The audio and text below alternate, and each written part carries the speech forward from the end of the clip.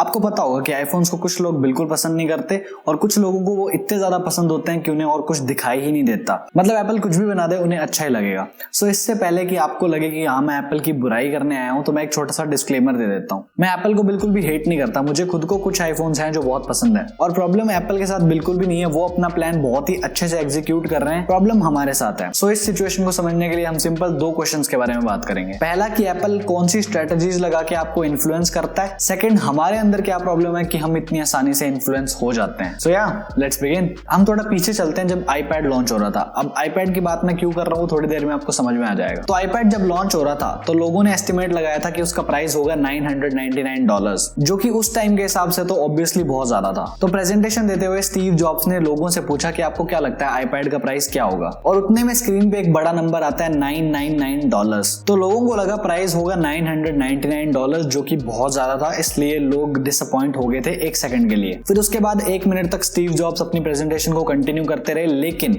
उसके बाद उन्होंने एक चीज बोली, the price of the iPad is $499। तो इससे बेसिकली हुआ क्या, 1 मिनट पहले जो लोगों की उम्मीद टूटी थी कि $999 तो बहुत महंगा है, वो उम्मीद अब एक नए जोश के साथ वापस उठी कि हमें $499 में मिलेगा। कमाल ही होगी। अब कमाल कैसे हो गया, देखो $999 आपको दिखाया गया, 1 मिनट तक आपके दिमाग के अंदर ये रहता है कि उस चीज का प्राइस है $999 और उसके बाद आपको दिखाया जाता है कि उस चीज का प्राइस है $499 और 1 घंटे से आपको उस चीज के बारे में बता के आप इन्फ्लुएंस तो ऑलरेडी हो चुके हो। सो आपके दिमाग को क्या लगेगा कि कोई चीज थी जो $999 की थी और वो हमें $499 में मिल रही है, तो हम $500 बचा रहे हैं, ना कि हम $500 खर्च कर रहे हैं। और इस चीज को साइकोलॉजी में कहा जाता है द एंकरिंग इफेक्ट। लोगों को ये फील करवाना कि वो चीज इतनी महंगी नहीं है, आप उस पे इतने सेव कर रहे हो ना कि इतने खर्च कर रहे हो। ऐसा ही कुछ सेम एप्पल आईफोन्स के साथ भी करता है। जब भी आईफोन लॉन्च हो रहा होता है तो एप्पल हमेशा उसको कंपेयर करता है पुराने आईफोन से, ये पुराने वाले से इतने % बेटर है, ये इस तरह से बेटर है। तो एप्पल आपको ये नहीं कह रहा कि आपको कौन सा फोन खरीदना है, एप्पल आपको ये कह रहा है कि आपको कौन सा आईफोन खरीदना है। सो एप्पल आपको आईफोन तक ही सीमित रखता है। वो कंपेयर भी इसलिए करता है ताकि आप उन्हीं में कंपैरिजन करके कोई एक मॉडल उठा सको। और पुराने आईफोन्स के साथ कंपेयर करने से नए लोग तो इन्फ्लुएंस होते ही हैं,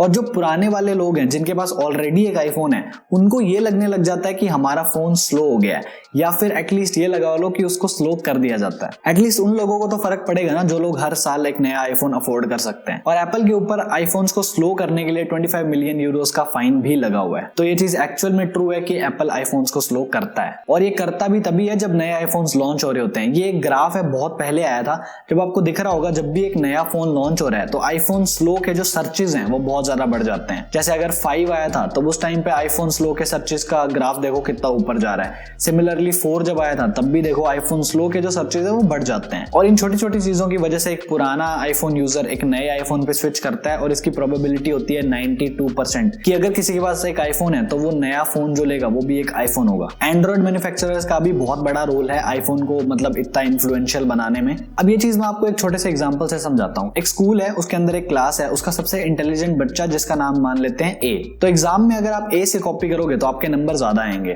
लेकिन ए से कॉपी आप तब कर पाओगे जब आप ए के अगल बगल में बैठे हो। अगर आप मान लो लास्ट बेंच पे बैठे हो तो आप ए से कॉपी नहीं कर सकते। आपके पास आंसर आ जाएगा लेकिन सही आंसर आने की प्रोबेबिलिटी कम हो जाएगी। मतलब वो आंसर कहीं ना कहीं घुल मिल के आएगा, मतलब वो जो आंसर होगा वो प्रॉपरली एक्यूरेट नहीं होगा। लेकिन क्योंकि आप लास्ट बेंच पे बैठे हो तो आप कुछ कर नहीं सकते। सेम वैसे ही एप्पल वो इंटेलिजेंट बच्चा है जिसको बजट बायस जो है वो अफोर्ड नहीं कर सकते। सो इसलिए एंड्रॉइड मैन्युफैक्चरर्स उसका रेप्लिका बनाने की कोशिश करते हैं। जैसे वीवो का इंटरफेस है वो आईफोन से इंस्पायर्ड है। एप्पल नॉच लेके आया, सब लोग पागल हो गए नॉच के लिए, ताकि एटलीस्ट वो आईफोन जैसे दिख सके। इसलिए बजट वाला बायर कहता है कि चलो ठीक है मैं आईफोन अफोर्ड नहीं कर सकता लेकिन उसके जैसा दिखने वाला फोन तो अफोर्ड कर ही सकता हूँ। लेकिन उससे हो ये रहा है, उससे पता है ये चीज आईफोन की कॉपी है, तो एक ना एक दिन मैं ओरिजिनल भी चला के देखूंगा। तो हो गया ना इन्फ्लुएंस। और एप्पल बहुत बड़े बड़े स्टेप्स लेता है, जैसे कि हेडफोन जैक को हटा देना, नॉच लेके आना और बॉक्स के अंदर चार्जर ना देना।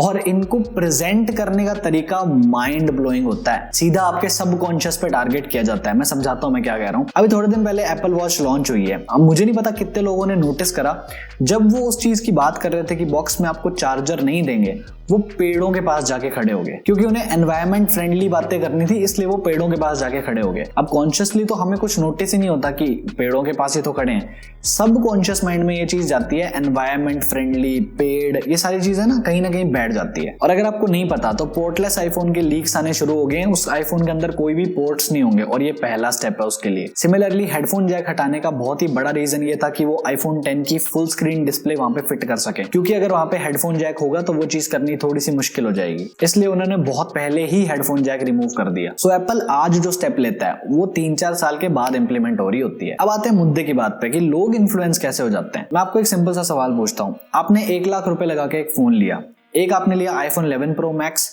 एक आपने लिया S20 अल्ट्रा। ज्यादा रॉयल फीलिंग कहां पे आ रही है?